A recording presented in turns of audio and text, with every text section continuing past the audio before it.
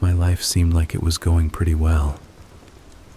I had just received my bachelor's degree at the state college and gotten a fairly well-paying job as an office manager. The thing is, something felt like it was missing from my life. I wanted love. I wanted to have a wife to keep me company, but the only women I knew worked at the office and were drop-dead ugly. After coming home one evening from a long day at work, I grabbed a Coke, sat down, and booted up my computer. I was very desperate to find love as soon as possible, and it seemed my only choice was through online dating. I visited a popular website, registered, and set up my interests in the hopes that I'd be matched soon. The next morning, I woke up and turned the computer on once more. I noticed that there was only a total of 2 matches, and strangely enough, one of the 2 was a drop-dead ugly coworker. The other had no profile picture, and the name was unfamiliar. Knowing how desperate I was, I took a chance and privately messaged this girl, asking her to meet up at a local cafe that night. The person replied back about 3 minutes later, saying okay. I was very excited, but at the same time anxious to see how this would go. That night, I was bitterly exhausted from the tremendous amount of work I had at the office, but my excitement overpowered it as I quickly got home, changed, and drove off to the cafe. It was only a quick 5 minutes from my house, so getting there was no problem at all. I had no trouble parking, and soon enough, I was inside, ready to see my blind date. To my utter astonishment, the most beautiful girl I had ever seen in my life approached me. Her most prominent feature were her eyes, the most gorgeous gray eyes in the world. "Hi," she said, smiling. "I'm Christy. You must be David. I saw your picture online." "I sure as heck didn't see yours," I said, and we shared a laugh. I could tell already we were meant to be. Our first date turned out great, and as it turns out, we did indeed have a lot in common. As I dropped her off at her shabby apartment building, we partook in our first kiss, and I left. At this point, I felt like the luckiest guy in the world. Like nothing could go wrong now. Christy and I dated for only 4 months before I proposed to her, and she said yes with great excitement. Our wedding went like most, but there was a desolate turn of people. The members of the audience included my mother, Christy's father, a couple of my closer co-workers, and a few of her close friends. She was just so wonderful, and I was so in love. That night I lost my virginity with her, but luckily she didn't get pregnant, because having a child this early on in our marriage wouldn't be too good. I wasn't financially able to afford a honeymoon, but she thought it was all right, and that being with each other was all that mattered. She was just so nice like that. In place of that, I helped her move her things into my humble home, where we would be living together. Our life was going by so nicely, and we were the perfect team. A few months later, I learned at work that one of the co-workers who attended my wedding, Kevin, was found dead with cuts all over his body.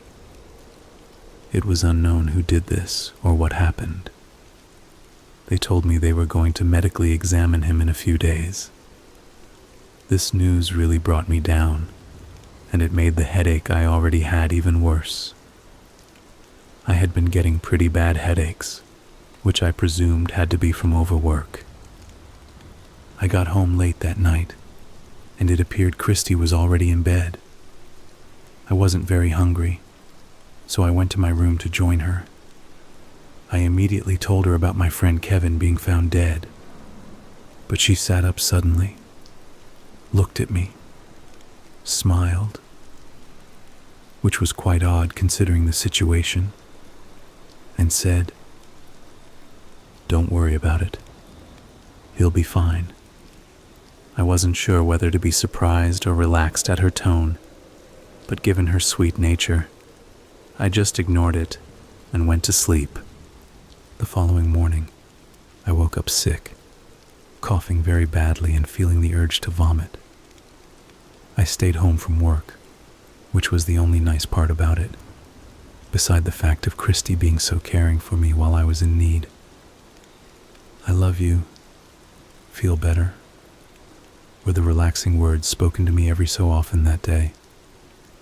As nightfall, she silently joined me in bed and turned off the lights. About 30 minutes in, I was having trouble sleeping. I wrapped my arm around Christy in an attempt to hold her, but then my hand just froze. I couldn't move, and her skin was cold as ice. "Christy, are you all right?" I asked, but she didn't respond. I turned her over to reveal my wife, but the most horrific way I could imagine her. I screamed as loud as I possibly could, shoved her away from me, and bolted for the bathroom. What I saw was my Christy with her eyeballs missing, revealing bloodied sockets and veiny, droopy, pale white skin. I wasn't sure about any other detail, because my eyes were not fully adjusted to the darkness. I sat there and cried, until I suppose I fell asleep. Surprisingly, I felt refreshed that morning, but that quickly changed into fear as I remembered what I had seen. My vision was blurred and distorted, most likely due to my excessive amount of crying. I had to push on and overcome the fears I had about whatever I witnessed the night before. I opened the door slowly, making sure it didn't make a sound. As I turned toward the bedroom, I noticed she wasn't there. I heard something coming from the kitchen, metal banging together. I rushed over to check out the scene, where I saw my beautiful wife picking up pans she had dropped. As soon as she saw me, she dropped them again. "What the hell happened last night?" she asked, but she sounded more concerned than angry. I felt like I had to throw my guts up, and so I did. I lied. She took the bait, fortunately. Well, feel better." She kissed me and went back to cooking up breakfast. My weekend wasn't starting off so great. I contemplated what I had seen, what had just happened. I couldn't explain it. I tried to think past it, like it would never happen again. But it did. It haunted my dreams. Her lifeless body, her lack of eyes. But the worst part of my nightmares were what it did. Her body would stand up like a marionette and put its face to mine, sending the odor of rotting flesh into my nostrils. "There's no escape," it whispered coldly. "We'll be together forever." It grinned, showing her regular, beautiful smile. That smile now sent shivers down my back. I thought I was losing my mind. I saw that thing everywhere. It was hiding behind a cubicle. It was lying down in the park. I was frantic to get away from it, but it just wouldn't stop. I wanted Christy. My Christy. The one I was in love with. Not that ghoul. I knew I needed to end it. The following day, I walked into my house and saw the body standing near the kitchen, slouched over like in my dreams. I didn't take a minute to think before grabbing it and shoving it into the oven, resisting its struggles. I closed the door and turned it on, and although it was painful, I was relieved. The oven began to shake violently and emitted screams which were so pain-filled and horrible to hear, I ran out of the house. The pain-filled screams went on for another 10 minutes or so, and by then my house was filled with a thick wall of black smoke.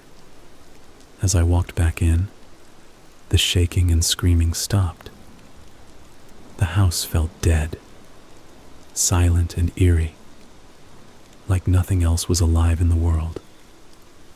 I walked up to the oven to examine the remains, and what I pulled out destroyed me more than anything else could have. What I beheld was Christy, my wife, burned beyond return.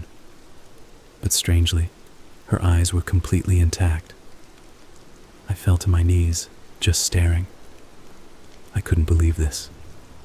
I was there for 15 minutes, 30, as the police started showing up. They came in, picked me up, and of course arrested me for being at the scene of the crime. I was put into a room and questioned, but luckily, I was able to get my way around their persisting questions. They concluded that I was a husband who got home from work, finding the charred remains of my once beloved wife. They told me everything was going to be okay, and that I would need to rent a room at a hotel while they inspected. I knew it wasn't going to be all right. I knew what I had done. And you know what's even worse? I still see her. Whatever. I killed her.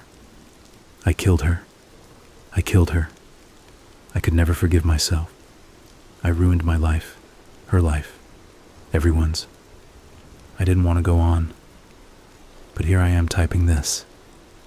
Since I wanted to try and continue through my insane depression, I attempted to go to work the next day. As I pulled in and approached the doors, I noticed that there was yellow caution tape in front, with a small note stuck to the door, reading, "Building has been condemned from operations until later notice due to chemical exposure, creating hazardous working conditions. State Department of Health." I felt chills run down my spine as I read that note. Not knowing what this would mean to me, I decided I needed to get this checked out. I got into my car and sped down the road straight to my doctor. I neared his office and threw the door open, revealing I was the only client there. A nurse escorted me to him, and I asked him if he could test my body for chemical intake. He said yes, and agreed to do it. Shortly afterward, he diagnosed me with a disorder caused by the inhalation of that certain chemical. Trembling, I pleaded for him to read the side effects included. He read them to me. Effects of inhalation or ingestion involve migraines, vomiting, and weariness, and are uniquely linked to strange patterns and occurrences within the senses. Long-term exposure may result in brain damage, mental instability, and severe hallucinations.